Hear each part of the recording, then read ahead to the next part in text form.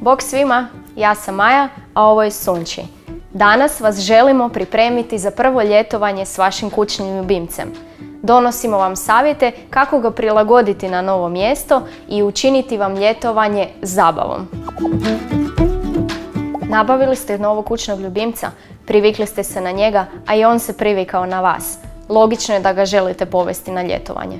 Ponekad se to čini kao nemoguća misija, no nije neizvedivo.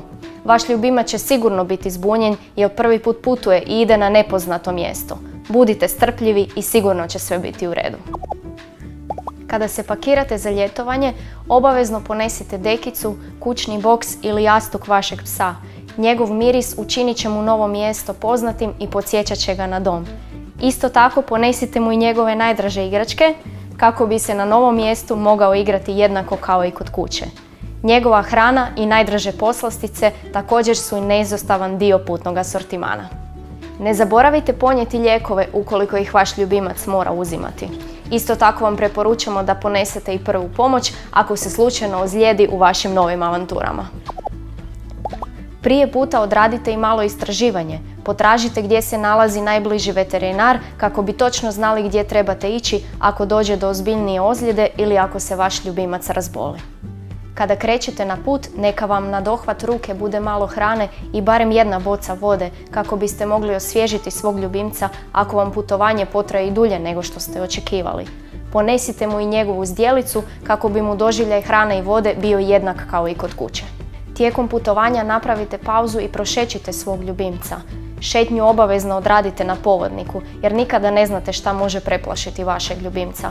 Povodnik i njemu i vama daje sigurnost. Naučite vašeg ljubimca na boravak u transporteru. U njemu će mu putovanje biti puno mirnije i ugodnije te manje stresno, a vi ćete znati da vam je ljubimac siguran i miran tijekom putovanja.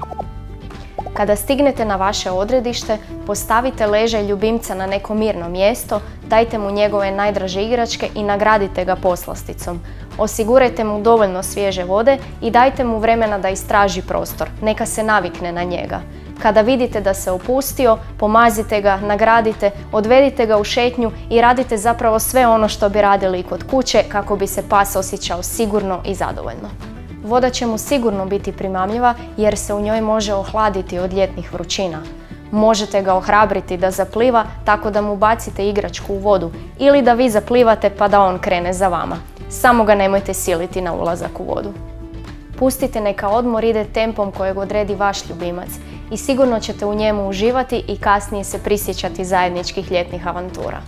Jednom kada vaš ljubimac uvidi prednosti ljetovanja, svako sljedeće će sigurno biti još zanimljivije, uzbudljivije, prepuno novih pustolovina koje ćete sa zadovoljstvom prepričavati vašim prijateljima.